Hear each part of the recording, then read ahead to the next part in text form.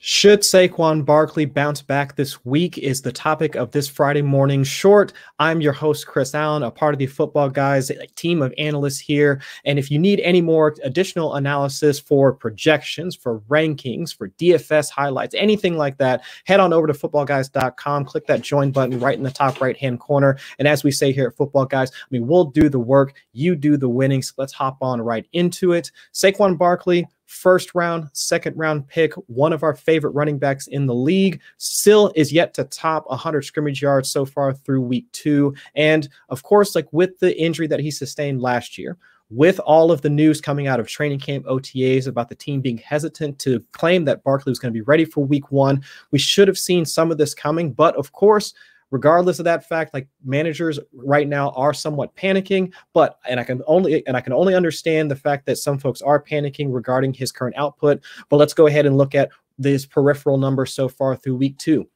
So far, in week 1, only 48% of the snaps. That bumped up to 84% in week 2. His touches increased from 13 to 16. Target share increased from 8.1% to 9.4%. And his routes per dropback increased from 37.2% to 71.1%. All those numbers to say that in week 1, when the team was trying to ease him back into work, even with the short turnaround time, because remember in week 1, they played on Sunday. Week 2, they had the first Thursday night football game, or I guess the second, to be quite honest, the second game against Washington. All of his metrics, all of his opportunity increased against what we thought was going to be a much tougher matchup against Washington.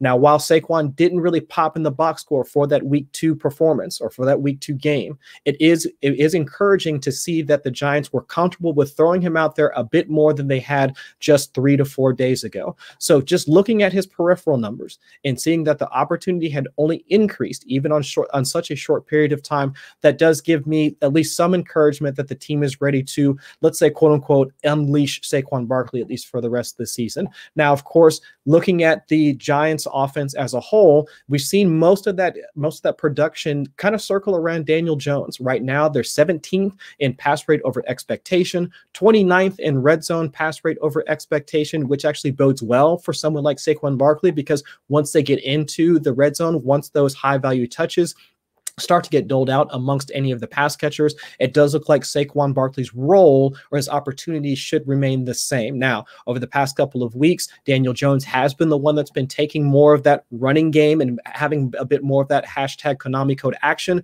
having rushing touchdowns in back-to-back weeks. But if we assume that Saquon Barkley is going to be back to his normal self, back to that role that he's had historically since his time in New York, those roles or those opportunities should oscillate back to Saquon Barkley. So looking at his matchup coming up against Atlanta for the first 2 weeks of this season, Atlanta has been a porous defense, but we want to focus on just the running back output. Week 1, Miles Sanders, Saquon Barkley's old buddy from Penn State, his backup, 113 scrimmage yards, 4 for 39 through the air, and actually had 2 long runs of both 23 and 18 yards.